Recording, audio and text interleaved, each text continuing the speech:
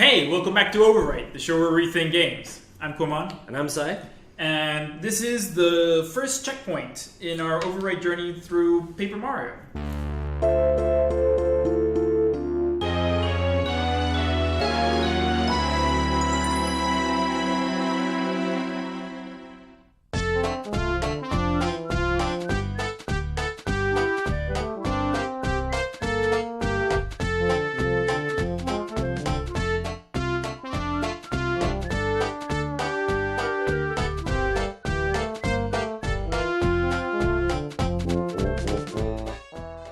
Tell me, Sai, are you enjoying Paper Mario so far?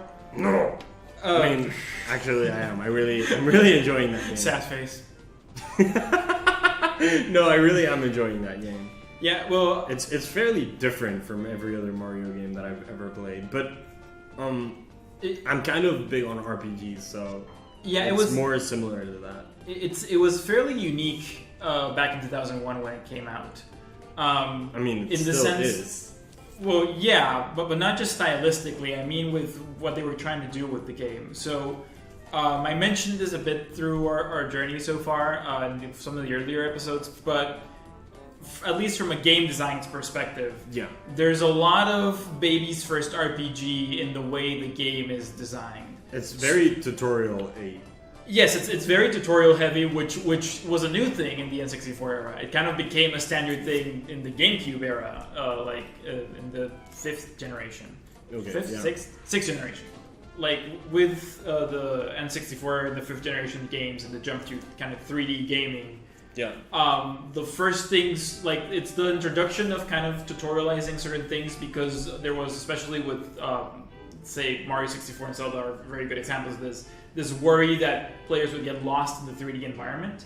Okay. But there wasn't this, like, Paper Mario by all means is a very standard kind of RPG adventure, like the ones you would have seen in the generation prior with the Super Nintendo and your Sega Genesis and whatever.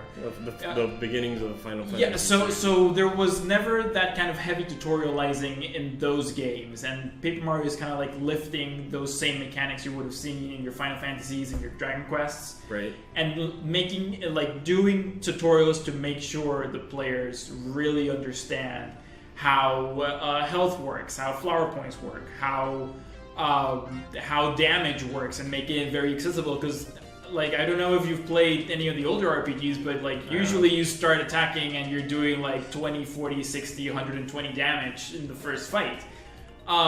Whereas Mario, like Paper Mario, is like you do one, and it's very easy to understand. It's like one hit, one damage, one defense, you 1 minus 1, 0, no hits. It's very, very simplified. And the same thing. Well, that's a lot to the point that I was trying to make. It's very geared towards not necessarily younger audiences, but people who are coming into this. Yes, people genre for who the maybe first time. never played Yeah. an RPG before. They're trying to teach you how an RPG works, Right, and that and kind of it's supposed to be a person's first experience with this kind of game, yes, which has been a big thing for Nintendo after from then on. yeah, They forward with like the super guides and for what have you. for the rest of their to the point where it's story. kind of become a problem now for people. Like many, like we're talking how long has it been since 2001 now? Jesus. It's been a long time. It's been a while. It's become a point where now people kind of make fun of heavy tutorializing and consider it bad game design. But at the time, I think maybe it wasn't a perfect solution, but it was definitely an attempt to make the game as welcoming as possible by making sure to slowly explain every game mechanic to the player and giving you a chance to kind of like dip your toe in and feel the waters before really throwing you into it. See if you like it. It's very geared towards people who've never played RPGs, and I have. So it isn't necessarily For you. the tutorials aren't necessarily for me. I mean, the game I'm enjoying tremendously, right. but the tutorials aren't necessarily my cup of tea. Is kind of what I'm trying to say. Sure.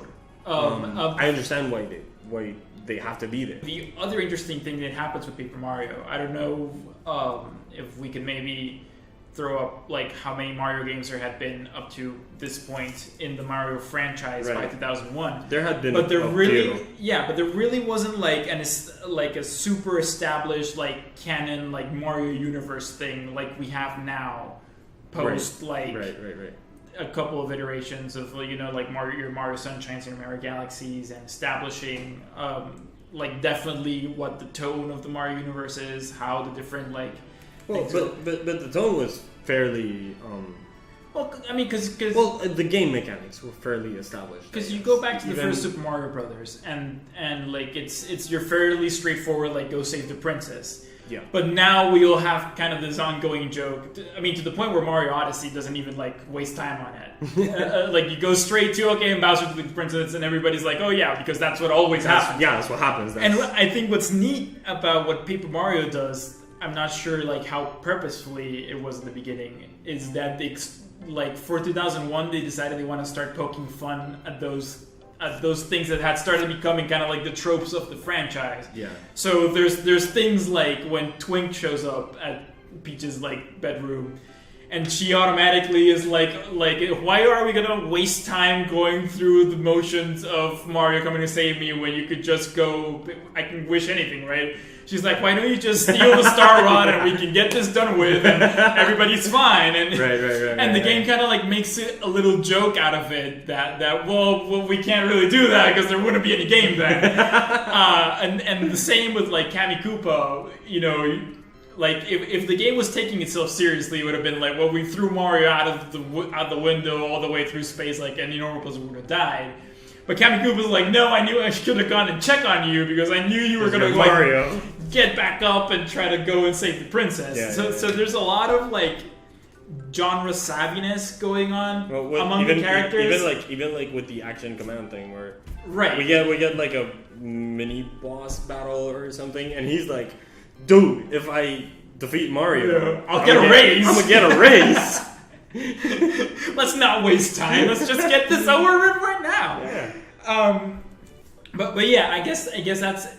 I think it's weird how that dichotomy kind of like ended up happening in the game because those kind of like jokes that you see in the dialogue, that you see in the situations, they're more geared towards people that have probably played video games before, that have probably played Mario before, not necessarily the people that the game is inviting through the game mechanics by making it simple, accessible, small numbers. Well, yeah, it's I guess a very accessible game for new players, but like I'm not exactly a new player, so and I'm having a lot of fun. So they made it so that the game was open for everyone, right?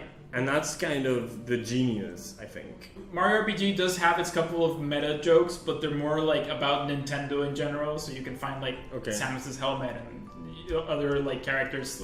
I think you find Link sleeping in a bed in an inn at some point during that game. But there's no like, let's poke fun at the inherent like joke that is the Mario formula throughout the game. Right. The other thing I think happens that I am convinced this is a first for Paper Mario, and fight me in the comments about this, is I do... He's jacked, bro. I sincerely think more than Mario RPG, this is the first time in the series that we start really getting a characterization for Bowser other than villain of the game. Because and like, I think his drive has always been, I just want to rule the Mushroom Kingdom. Yeah, your standard like I want to take over. It's not the world; it's the Mushroom Kingdom, usually. But he just can't wait to be king. That's it. That's his. But seriously, though, that's his drive. And right, but for this game, it's different. They start like hinting at the possibility that maybe it's more of a like romantic thing, and he's kind of like into Peach, and he with the wishes, with the star wishes, exactly with the star wishes, and it's kind of neat. How they have these sections where it's like, meanwhile at the castle, and it's Bowser kind of like making these approaches with Peach, trying to like get her to like him. And I think the first one they show in the game is him going like, "Hey Peach, by the way, I'm super strong now. I'm actually the most powerful person in the world right now. I can grant you any wish if you know what I mean." It's very Stockholm syndrome-y flirting. It's very weird, but it works. I guess. But that's what I mean. It's like it's different from the rest of the like series, the standard series, and it's different from even what you see in like the sports games. Like there's no, I don't think there really was this idea for that we've kind of normalized now of Bowser as being maybe romantically interested in Peach until it kind of got developed in Paper Mario while poking fun at kind of the situations that have become that were starting to become kind of inherent to the series and like to the point where I think that's kind of what informed then the Mario Sunshine story. Right. Which is right. Exactly. Right. And we're not going to spoil that because we might make an override about that game later on. But I wish we did. But for you guys who know what we're talking about, you know what we're talking about. But yeah, I think again. So you're having fun with Paper Mario. Yeah, I am. I really enjoy this game. I'm really enjoying this game. I didn't think I would actually. Because for me, Paper Mario was always I never played it. This is the first time I'm playing it, and it was always like a children's game, a baby game. You kind of have like the thing that happens with the Kirby franchise too, where people kind of like start assuming like, oh well, you know, he's a pink ball. It's a pink ball, so that's not really for me. It's for kids. Yeah. And you kind of like miss out on a really good game. And then when you play it, it's a really good game. Yeah. So yeah, that's exactly what's happening to me right now. You are in luck, sir, because we will be playing some more of Paper Mario in the next one. I hope you guys enjoyed this first checkpoint for Paper Mario. I'm Kuomon. And I'm Cy. And bye-bye.